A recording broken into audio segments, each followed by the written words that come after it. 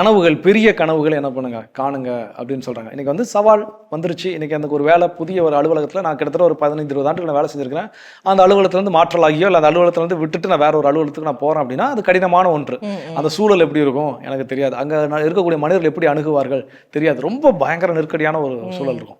ஆனால் அந்த நேரத்துல நான் இங்க எப்படி வேலை பார்க்கறப்போ மகிழ்ச்சியோட நான் பண்ணணும், அதை விட இன்னும் அதிகமாக நான் மகிழ்ச்சியாக இருப்பேன். இன்னும் அதிகமான ஒரு ஊதியம் எனக்கு கிடைக்கும். இன்னும் அதிகமான ரிலேஷன்ஷிப் அங்க என்ன எனக்கு உருவாகும். பெரிய கம்பெனியா இருக்கலாம். கண்டிப்பா. அப்ப அந்த கனவு என்பது பெரிதாக இருக்க வேண்டும். என்னால அங்க சென்று என்னை சமாளிக்க முடியும். அதாவது அந்த கனவு எப்படின்னா பெரியதாகோடு நீங்க ஏற்கனவே சொல்ற மாதிரி அந்த பாசிட்டிவ் மைண்ட் செட்டும் கூட சேர்ந்து என்ன பண்ணும், டிராவல் ஆயிட்டு வர வேண்டும். அப்ப இது ரெண்டும் இருந்துச்சு அப்படின்னா நிச்சயமாக இங்க இருந்து அங்க இல்ல, எந்த இடத்துக்கு போனாலும் நம்மளால் எவ்வளவு பெரிய சவால்கள் வந்தாலும் அதை எதிர்கொள்ள கட்டாயம். ஏன்னா நம்ம பெருசா திங்க் பண்ணாதான் அட்லீஸ்ட் நம்ம அதுல ஒரு பாதியாவது வந்து நம்மளோட லைஃப்ல போக முடியும். நம்மளோட திங்கிங் எப்பவுமே வந்து எப்படி இருக்கணும் அப்படின்னா பெருசா பெரியதாக இருக்க வேண்டும்.